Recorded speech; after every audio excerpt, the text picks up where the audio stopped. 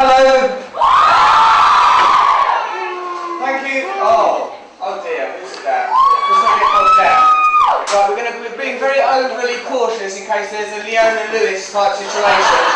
So each one of you that comes, I will be punching in the face as you arrive. First you, get up here. Not really, you've already had your thing signed and been punched in the face. Quite rightly, quality. So thank you very much for coming to see me, all of you. I believe I'm going to answer questions that you ask me, whatever those questions are. If you, do they need to have them crash barriers there? Do you think there might be a crash? Right, okay. Who is using this as an opportunity to shoplift? Yeah, I definitely would. Because a lot of security is distracted at a time like this, so yeah, feel free. Take off that little tag thing that not all got them as well. I happen to know for a fact from my own days as a shoplifter in this very store. Yeah, so thanks for coming. So what about the questions and whatnot? We can. I feel like I'm a little bit detached from you all. How's it gonna work? We'll ask some. You'll ask some questions. I will answer those questions. Then I will sign your things. Then we can all just carry on with our lives, really. Unless someone is so affected by the signing, it becomes a sort of St. Paul on the road to Damascus-like realisation that, oh, since I've got that thing signed, I'm going to devote myself to a completely different moral code, in which case my work will have been done. So let's start things with this lady who's got a question which is indicating with one finger, classy. I'd say that's a private school education. And probably someone who's quite good at geography, would have suffered in the sciences. What's your question?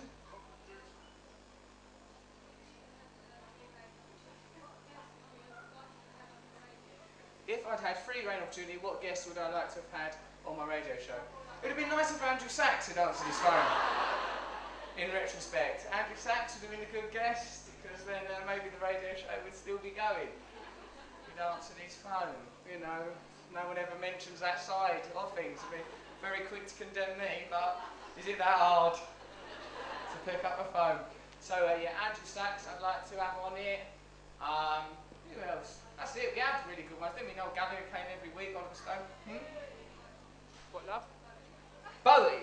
Yes. Who wouldn't like to have Bowie? I'd like him to go through all of his transformations. It was like come on as Aladdin Sane, and become a variety of different things till he just sort of ended up as some gas.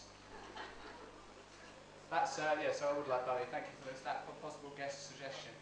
Yes, are there other inquiries? You lady underneath a leopard skin hat. I'm not moving to America. Like we'll sometimes go there because I'm making this film Arthur, and you have to go to America to make the films because in England they do make some films, but it's more like a hobby here. It's more like, oh come on, we'll make a film. You do the sandwiches. But like in America, there's much more. Like there's some money and stuff like that. It's nice. Not just for money, but you know they're all there, aren't they? Then films, film stars, everything, and you still get the sandwiches. As long as the sandwiches are withdrawn.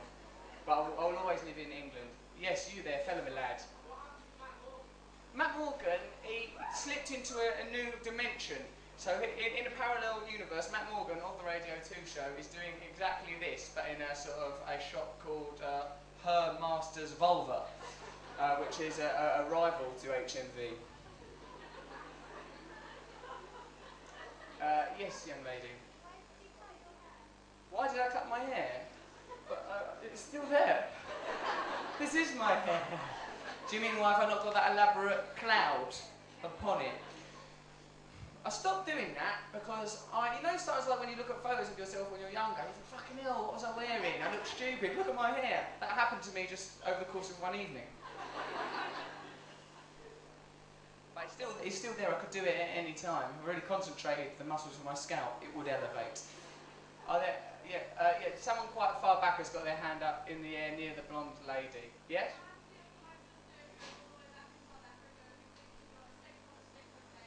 She thinks I'm sex on a stick with mayonnaise. I hope that mayonnaise has been safely stored because you can get E. coli from that, particularly if the stick was in your anus. I mean, I don't know how else I'd be on that stick. I mean, Jesus. What have I got to do? Give a message to her. What's her name?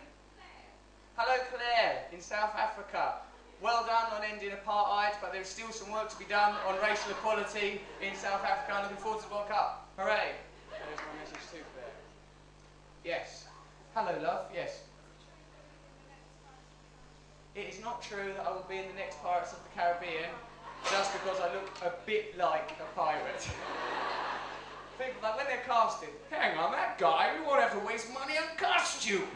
But, so no, I won't be in that, because imagine that, you've got to be, like, one thing, it's Disney, so that's a lot of pressure. You can't say anything nuts. Then it's Johnny Depp, he's a massive movie star, so I'd feel insecure.